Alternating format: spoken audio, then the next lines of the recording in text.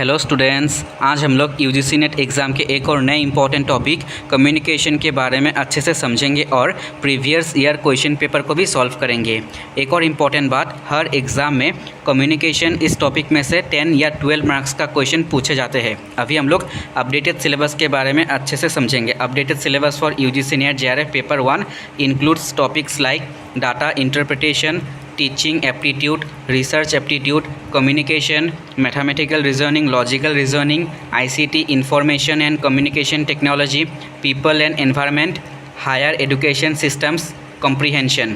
आज हम लोग कम्युनिकेशन इस टॉपिक को अच्छे से समझेंगे और प्रीवियस ईयर क्वेश्चन पेपर को भी सॉल्व करेंगे। लास्ट वीडियो में हम लोगों ने higher education systems, people and environment, ICT information and communication technology, इन तीनों टॉपिक को अच्छे से डिस्कस किया था और प्रीवियस ईयर क्वेश्चन पेपर को भी सॉल्व किया था। आज हम लोग कम्युनिकेशन इस टॉपिक को अच्छे से समझेंगे और प्रीवियस ईयर क्वेश्चन पेपर को भी सॉल्व करेंगे।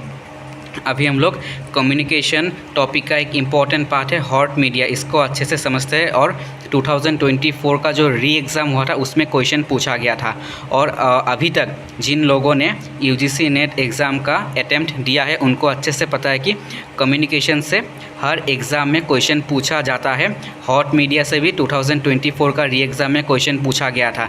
और उसके बाद नेक्स्ट टॉपिक आता है हॉट मीडिया के बाद आता है कोल मीडिया, ठीक है। और उसके बाद हम लोग प्रीवियस ईयर क्वेश्चन पेपर को भी सॉल्व करेंगे। अभी हम लोग अच्छे से टॉपिक को डिस्कस करते हैं। कम्युनिकेशन का एक इम्पॉर्टेंट पार्ट है hot media. What is hot media, what is cool media, इसके बारे में क्वेश्चन पूछा जाता है। Hot media are high definition, याद रखना, hot media are high definition meaning they provide a lot of information and details. This results in low audience participations as the media itself does most of the work. Examples: radio, movies, cinema, photographs, lectures and print books। ये example आप लोगों का 2024 का री exam में पूछा गया था एग्ज़ाम्पल के बारे में। What are the examples of hot media, याद रखना, ठीक है। और हॉट मीडिया क्या होता है, हाई डेफिनेशन होता है और hot media provide a large amount of information and details, याद रखना। अभी हम लोग जाते हैं नेक्स्ट टॉपिक कोल मीडिया, ठीक है। Cold media are low definition meaning they provide less detailed information and required high audience participations.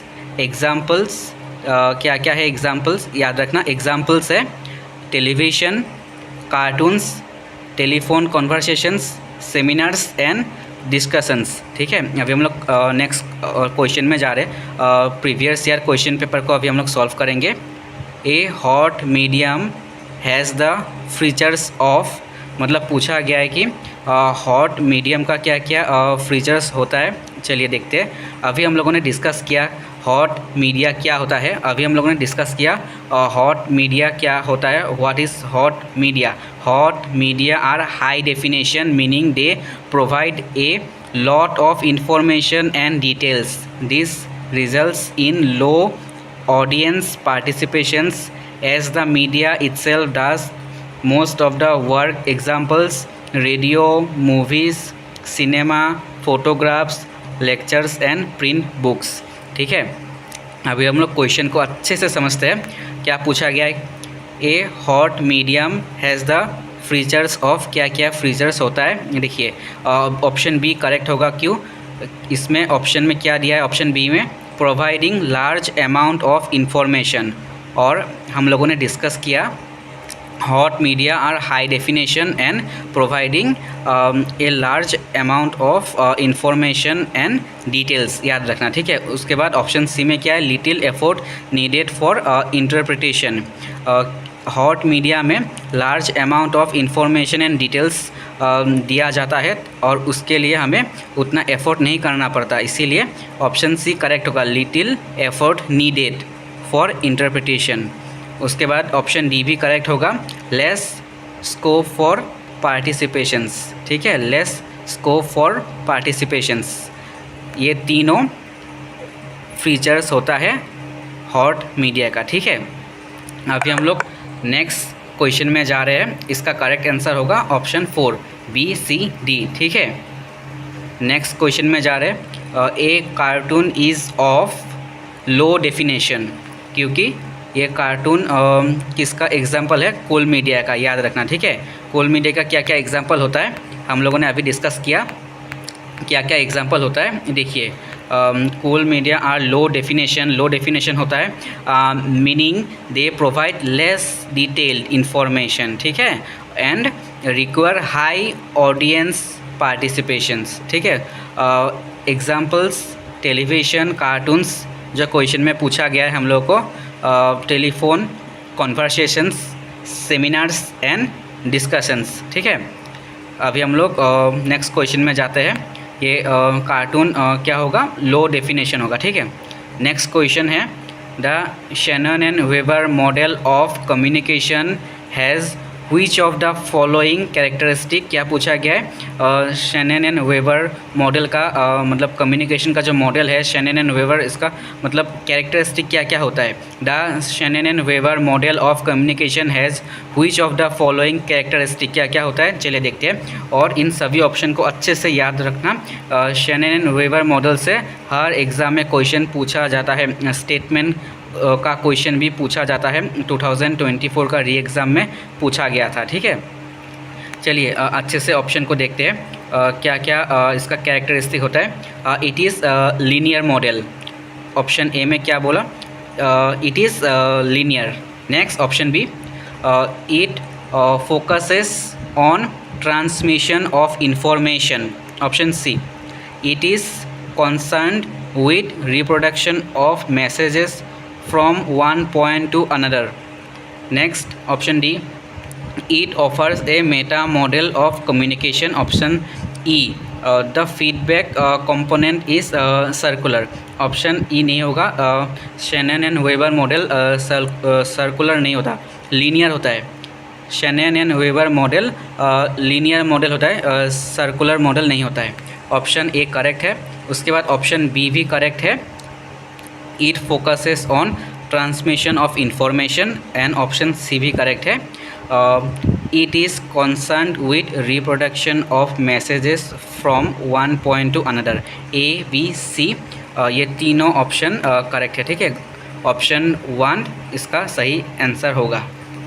Next question में जा रहे हैं। Next question, match the column. देखिए, मैच द कॉलम इस तरह का क्वेश्चन हर एग्ज़ाम में पूछा जाता है। कम्युनिकेशन, उसके बाद ICT, information and communication technology, in topic में से मैच द कॉलम या फिर मैच द फॉलोइंग, इस तरह से क्वेश्चन पूछा जाता है। हम लोग इसको अच्छे से सॉल्व करते हैं। क्या क्वेश्चन दिया गया है, पहले हम लोग इसको पूरा क्वेश्चन को देख लेते हैं, ठीक है। चलिए अच्छे से हम लोग सॉल्व करते हैं। क्या दिया है?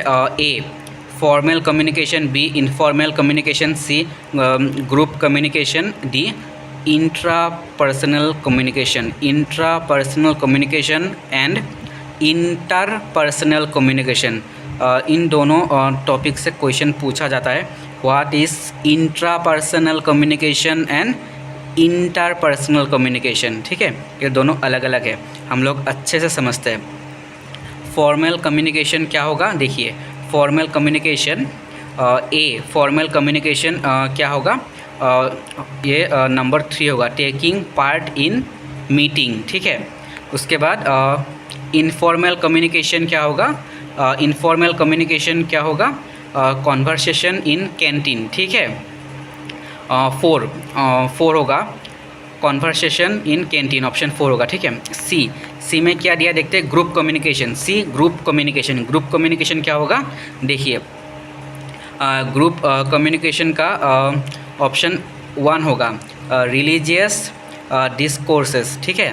उसके बाद डी इंट्रापर्सनल कम्युनिकेशन क्या होगा? 2 होगा, questioning one self after doing a mistake, ठीक है। इसका सही आंसर होगा ऑप्शन 3।